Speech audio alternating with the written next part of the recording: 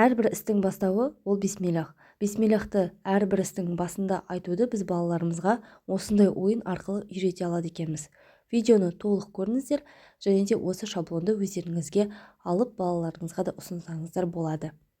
Баршаларыңызға ассалаумағалейкум, сіздермен бірге Жансая Бақытбекқызының YouTube каналы. Каналыма тіркелмеген болсаңыз тіркеліп, жанындағы қоңыраушаны басып қойыңыздар. Видеоның соңында сіздерге осы шаблонды қалай алу керектігін айтамын. Алдымен осылай шаблонның барлығын өзіңіздің қолыңызбен, карандашпен салсаңыздар болады, не болмаса дайын шаблонды шығарып алсаңыздар болады. Барынша дайын шаблондарды картон секілді қатты бетке шығарсаңыздар соғұрлым тиімді болады. Жұмсақ бетке шығарсаңыздар олар майысып ұзаққа шыдамайды. Шаблонды шығарып алғаннан кейін бисмиллахир-рахманир-рахим сөзін өздеріңіз бастырып жазсаңыздар да болады. Не болмаса балаларыңыз мектеп жасындағы бала болса, онда өздеріне де жаздырыңыздар. Бұл үлкен сауаптыры.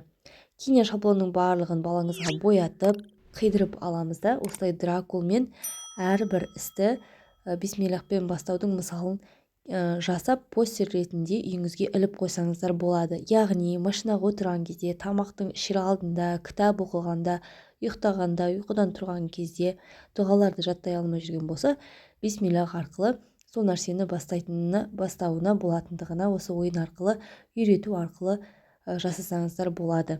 Сіздерге идея ұнаған болса, лайк басып тіркеле кетіңіздер және жақсылықты тараттыңыздар, басқаларға да көрсетіңіздер. Сіз арқылы сауап бізге де өзіңізге де келіп тұратын болады. Каналыма тіркелмеген болсаңыз тағы да тіркеліп алыңыздар. Ал шаблонды алу үшін менің телеграм каналыма өтіңіздер, ссылка төменде тұр. Келесі видеода кездескенше, ассалаумағалейкум.